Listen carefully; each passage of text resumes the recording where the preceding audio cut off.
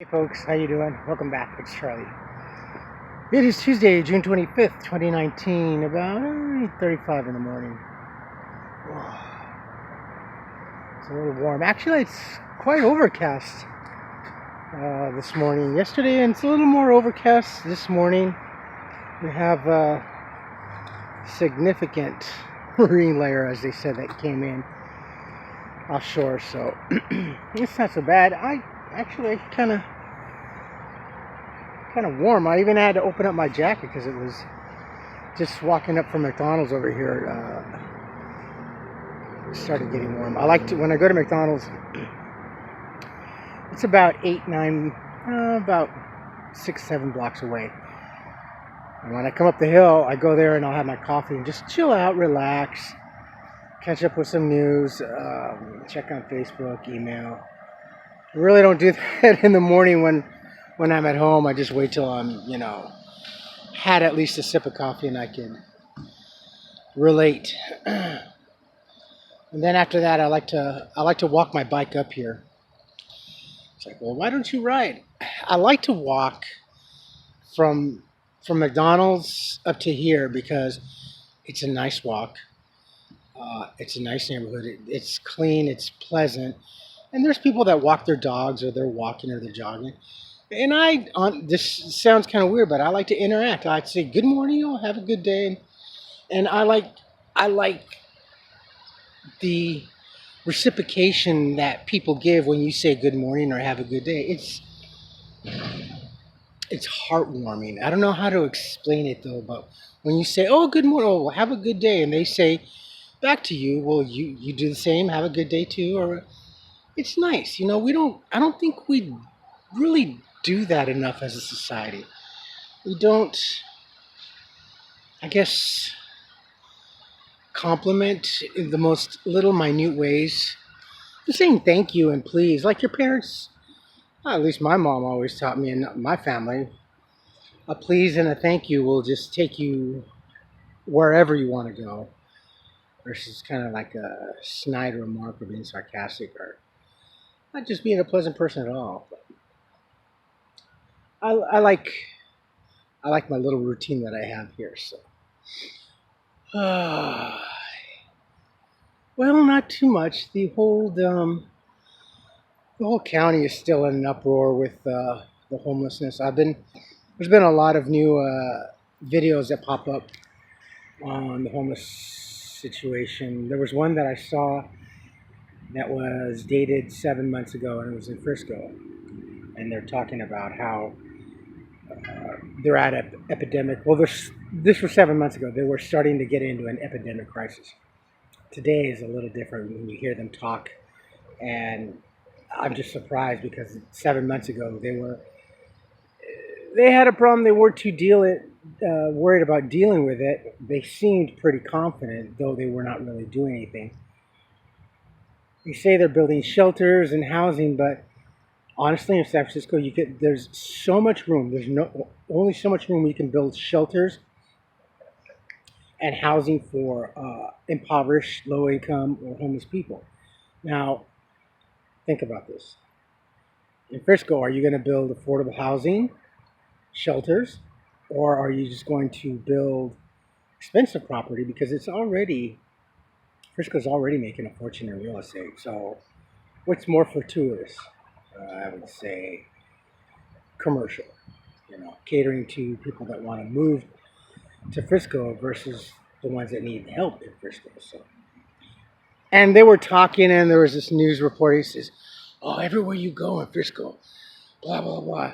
Nothing. They're people." He said this, and I quote: "They're either alcoholics or they're mentally ill." So there's a stigma right there. We homeless are only we're only homeless because we have an addiction or because we're mentally ill. Such a misconception from a stigma that is carried, I guess, a long, long time ago, because I guess the commonality is that no sensible person would be homeless. That's not true. I mean, there's a lot of things that are beyond a human's control that causes a change in their life. And the number one thing is death. You know, the loss of a loved one, relative, or someone that was dear to you, and that's rough. You know, that can first that'll send you in an emotional whirlwind, and then physically and economically that'll have its effect too. But when I was watching this, it was getting good, it was getting interesting, and they started taking a left turn, and they started making it seem like these homeless people are just nothing but like army ants. They come into one city and they devastate it, they create a mess, and then they leave. And it's like, well, no, they're coming in. They're not leaving really. They're staying where they're staying because they don't really have a place to go. Everybody's coming to California. California is the best place to be homeless. It is the best place to be homeless year-round, bar none. We couldn't get any more semi-tropical year-round than in California. San Diego would be the closest one. San Diego's got a problem with their homeless. So LA County and San Diego are like where people want to hang during the winter. Some in Frisco too, but it's going to get a little bit colder and wet. But definitely around here, that's why we have such an increase also in the San Fernando Valley, the San Gabriel Valley. California is cursed with beautiful weather, and with it, you know, people come and seek the wonderful climate that we have here.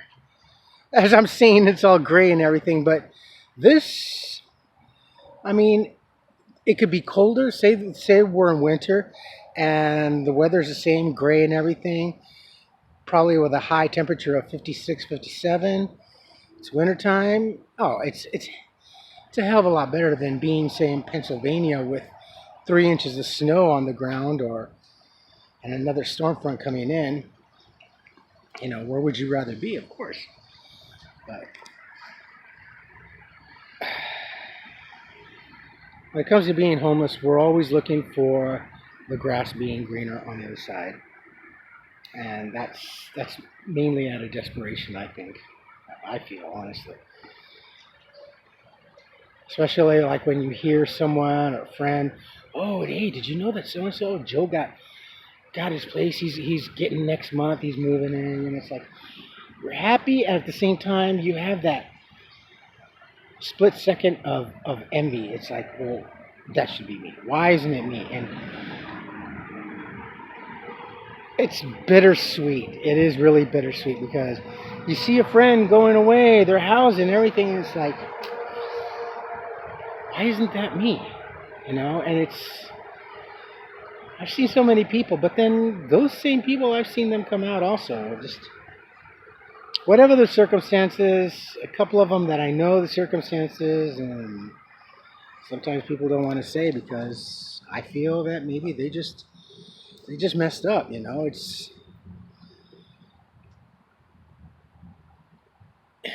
hard, especially if you've been homeless for several years and all you know is the streets and everything around. It is very difficult to readjust. And I know the common thinking of an everyday person is like, well, when get off the streets, you're comfortable. There's a lot of adjustment, especially if, like a lot of people that I know, most of the people have been homeless for over 10 years. And to get back and to acclimate to this type of life, everyday life, like you and I are doing, working and paying bills and being hounded and being stressed and everything, it's hard to acclimate. You know, it's hard to adjust. And a lot of homeless people, they're probably thinking, God, is this worth it? I'm gonna get back into this. And some fail, some succeed. You know, it's hard. It's hard when every day you know is recycling, rummaging through the trash, getting up, having to get up early in the morning to move out before a place opens up, or so you're not being seen where you're sleeping. Like we would survive on maybe 4 hours a day on sleep on an average. And even less for me when I was working at Sugarfish in LA and then at the Pasadena store. I was roughly 2 3/4 to 3 hours a night, especially when in LA when I was getting home after 1 o'clock in the morning, and then getting up around 5 o'clock in the mornings to get out of our spot. So it's just hard, being homeless and then coming back to this life. My adjustment honestly wasn't as tough as I thought it would be. This is I've been homeless before. First experienced homelessness with my mom. But I've been homeless before, but never like this.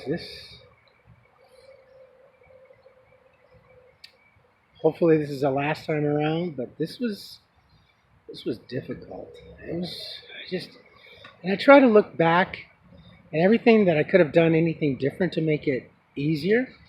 It was just difficult trying to find a job.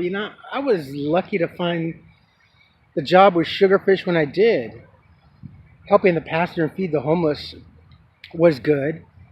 It was okay. At first, it was all volunteer. It just kept my mind from homelessness, and that made me feel productive. It gave me a sense of worth of what I'm doing, giving back, and not just being a total schmuck on the street and everything. I like to stay active and busy, and I like to feel useful and important. Not just to myself. Being useful and important to me makes me feel like I've accomplished something. So that's it's hard to be homeless. Getting out of homelessness. I just I see some people that I never thought would be unhomeless, and I see how they've acted and they've come back out on the streets, and it's to them it was like nothing. I don't want to come back out here. I don't. I'm afraid to. I'm afraid of what I might do. I just afraid of losing my mind this time around if it happens again. I'm not gonna say never, but I just do what I gotta do to not have this happen. So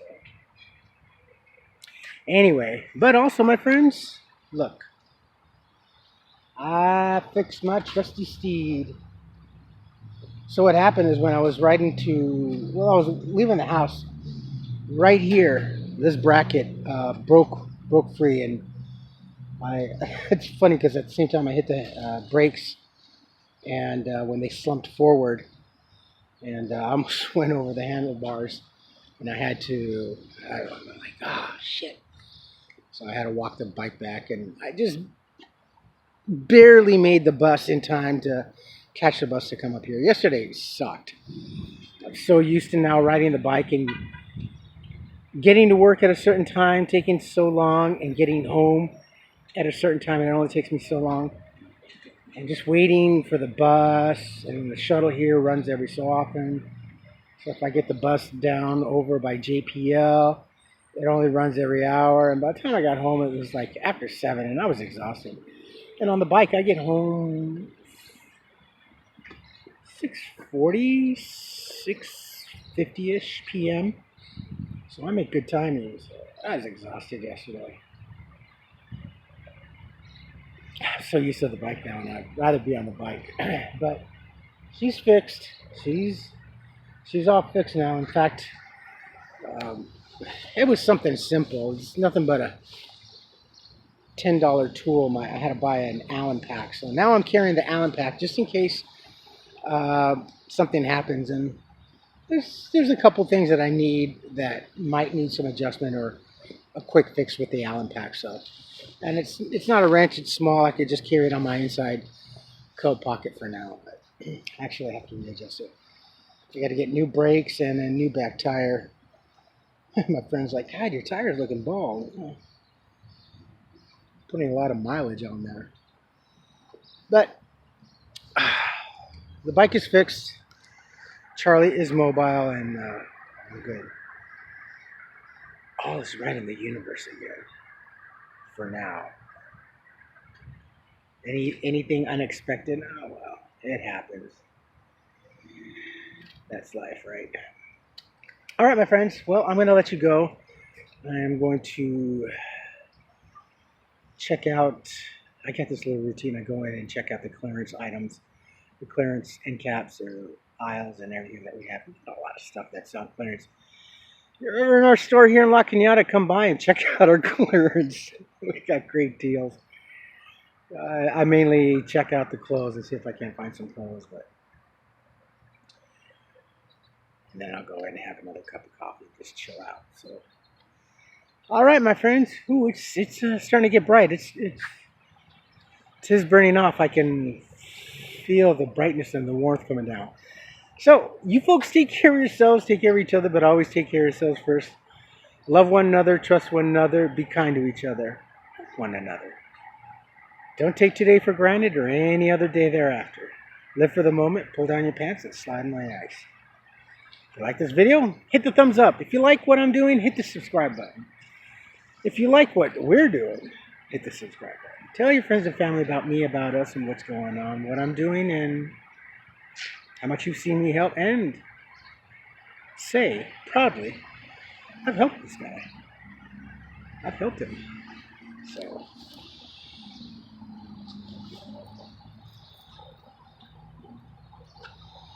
and I'm not going to say I'm a good person. I don't like it when people say, I'm a good person.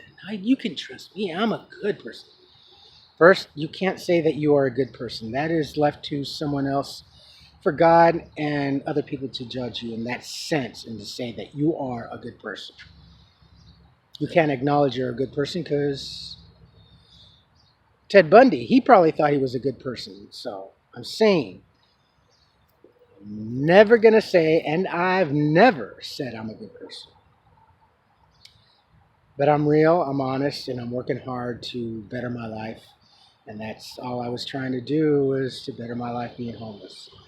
So for that fact, tell your friends and family about me, about what I'm trying to do and succeed in life to hopefully not end up back out on the streets. Leave any comments, good or bad. I love your comments. No, seriously, you know I do so. And I try to respond to all your comments when I can because it's important to me. You're making a comment, you're making an effort, not just to other folks, other subscribers, but you're making it to the person that's posting the video. So I acknowledge everybody. I try to. Anyway, my friends, I love you all. Have a fantastic Tuesday. I got a financial meeting in the morning. I'm going to be a little late for work, but work knows that, so just got to keep my workers and the program up to date as far as finances and everything. So I probably won't make a video tomorrow. I'll be running late. So tomorrow's Wednesday, so maybe Thursday, all right? I love you all. Have a fantastic day. Bye-bye.